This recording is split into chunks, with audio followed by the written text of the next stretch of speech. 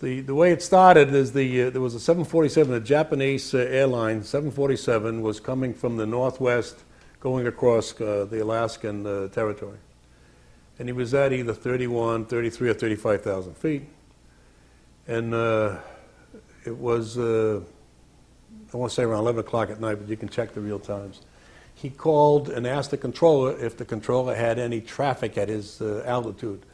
And the controller said no. Basically, it was a midnight operation. They didn't have too much traffic. And he said, well, something like I have a target at my 11 o'clock or 1 o'clock position, about 8 miles. Now, in the 747, they have radar in the nose that picks up the weather outside there. So his radar is picking up a target. He sees this target with his eye, and the target, the way he described it, was a huge ball with lights running around it, and I think he said it was like 4 times as big as a 747.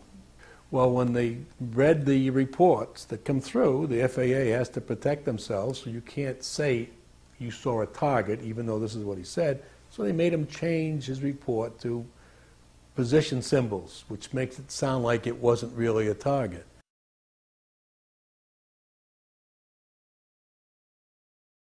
The military controller has what they call height-finding radar, and they have long-range radar and short-range radar. So if they don't catch it on one of their systems, they catch it on the other. And if you listen to the military man, at one time he said, I have it on the height radar, or my range radar, whatever he called it, which indicated that he had a target on his system.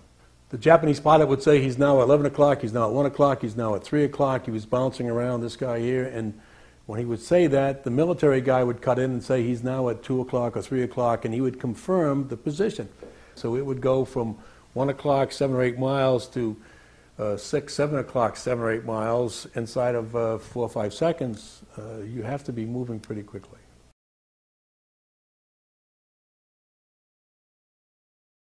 When it was all done, and we went back to Washington the next day, the administrator had called down and wanted to know if he had a problem or not.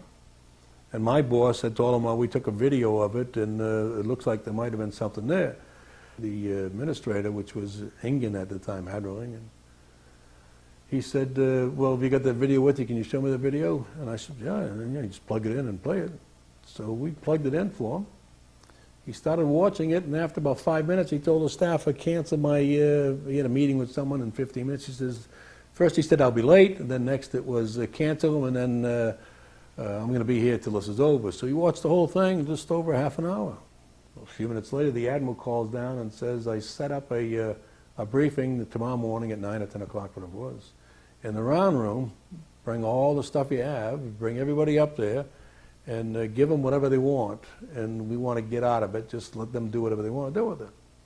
They brought in 3 people from the FBI, 3 people from the CIA, and 3 people from Reagan's scientific study team, and I don't know who the rest of the people were. But they were all excited. When they got done, they actually swore all these other guys into that this never took place. We never had this meeting, and this was never recorded. He said this is the first time they ever had 30 minutes of radar data on a UFO, and they're all itching to get their hands into the data and to find out what it is and what really goes. And if they come out and told the American public that they ran into a UFO out there, it would cause panic across the country, so therefore you can't talk about it. And they're taking all this data. So I said, okay, take all that data. That's what you want. But they took only what we had there. They didn't ask me if there was anything else that I had. They said they're taking all this data. And I said, fine. Now, I had the original video that I took, and I had the pilot's report that came through, the first report, and I had the FAA's first report that was all downstairs on my table. They didn't ask for that, so I didn't give it to them. When they asked me what I thought, I told them that it looked like we had a UFO that was up there. The reason it wasn't on the FAA's tapes was because it was too large of an aircraft, and it was picked up as weather, so we wouldn't record it. that the Japanese pilot, seen it. The Japanese pilot drew pictures of it. Eventually, they gave the Japanese pilot a hard time because of what he said. He was embarrassing his country. Our military controllers said they seen it.